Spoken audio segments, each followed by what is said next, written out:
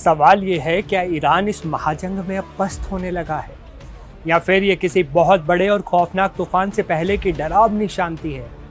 Israel और Iran के बीच चल रही इस भीषण लड़ाई में अब दावों और पलटवार का एक नया दौर शुरू हो चुका है। द यरूशलेम पोस्ट की एक बेहद चौंकाने वाली रिपोर्ट सामने आई है, जिसमें दावा किया गया है कि इजराइल और अमेरिका की सेनाओं ने मिलकर ईरान की कमर तोड़ दी। आंकड़ों पर गौर करें तो जंग के पहले दिन यानी 28 फरवरी को ईरान ने इजराइल पर 480 मिसाइलें दागी थी, लेकिन 9 मार्च आते आते ये आंकड़ा बुरी तरह गिरा और सिर्फ 40 मिसाइलों तक सिमट गया। यानी ईरान अब अपनी क्षमता का सिर्फ 10% ही इस्तेमाल कर पा रहा है। इजराइल का सीधा दावा है कि उसने अमेरिका के साथ मिलकर ईरान के 75% मिसाइल लॉन्चर पूरी तरह से तबाह कर दिए और यही वजह है कि ईरान का पूरा मिलिट्री सिस्टम अब बड़े हमले करने में पूरी तरह से नाकाम साबित हो रहा है। लेकिन क्या सच में ईरान हार मान रहा है?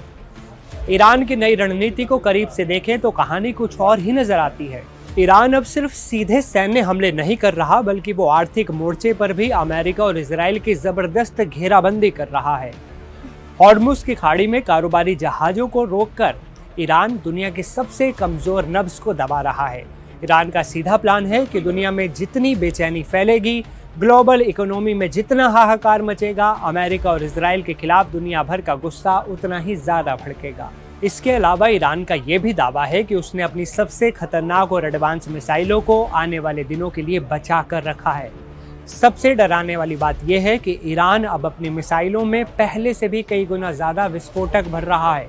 सबसे डराने वाली बात यह है कि ईरान अब अपनी मिसाइलों में पहले से कई गुना ज्यादा विस्फोटक भर रहा है।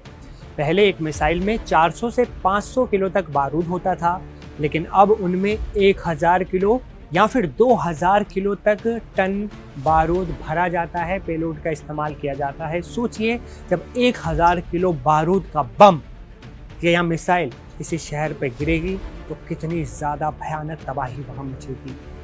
अब आसमान में मिसाइल और ड्रोन हमलों की इस भारी कमी को लेकर दोनों पक्षों के अपने अपने अलग अलग दावे हैं। इजराइल और अमेरिका इसे अपना बहुत बड़ा सक्सेस रेट बता रहा है और मिलिट्री अचीवमेंट के तौर पर इसे पेश कर रहा है, जबकि ईरान के दावे कुछ और हैं। वहीं ईरान इसे अपनी एक नई और बेहद सीक्रेट मिलिट्री स्ट्रेटजी का हिस्सा बताता है। हालात साफ इशारा कर रहे हैं कि ये युद्ध अब और ज़्यादा लंबा खिंचने वाला है और आने वाले दिनों में इसका स्वरूप और विकराल और बड़ा हो सकता है।